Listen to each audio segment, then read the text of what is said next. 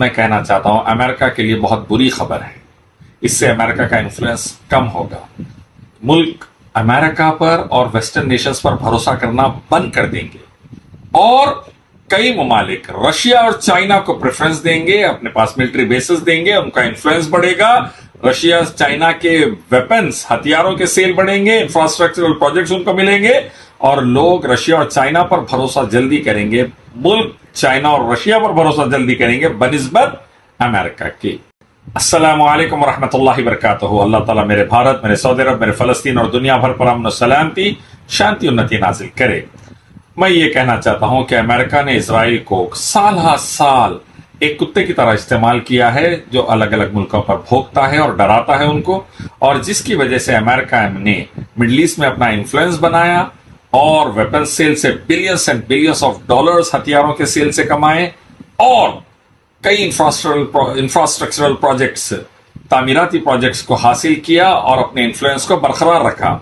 اب یہ جو امریکہ اسرائیل کو کتے کی طرح استعمال کرتا تھا، اب وہ کتا پاگل ہو چکا ہے اور لیفٹ رائٹ سینٹر الگ الگ ملکوں کو اٹیک کر رہا ہے، معصوموں کا قتل عام کر رہا ہے، فلسطینی معصوم مرد عورتیں بچوں کا قتل عام کر رہا ہے.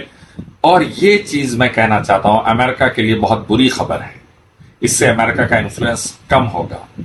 ملک امریکہ پر اور ویسٹرن نیشنز پر بھروسہ کرنا بند کر دیں گے اور کئی ممالک رشیا اور چائنا کو پریفرنس دیں گے، اپنے پاس ملٹری بیسز دیں گے، ان کا انفلوئنس بڑھے گا. رشیا چائنا کے ویپنز ہتھیاروں کے سیل بڑھیں گے، انفراسٹرکچرل پروجیکٹس ان کو ملیں گے اور لوگ رشیا اور چائنا پر بھروسہ جلدی کریں گے. ملک چائنا اور رشیا پر بھروسہ جلدی کریں گے بنسبت امریکہ کے. یہ سچویشن آ رہی ہے.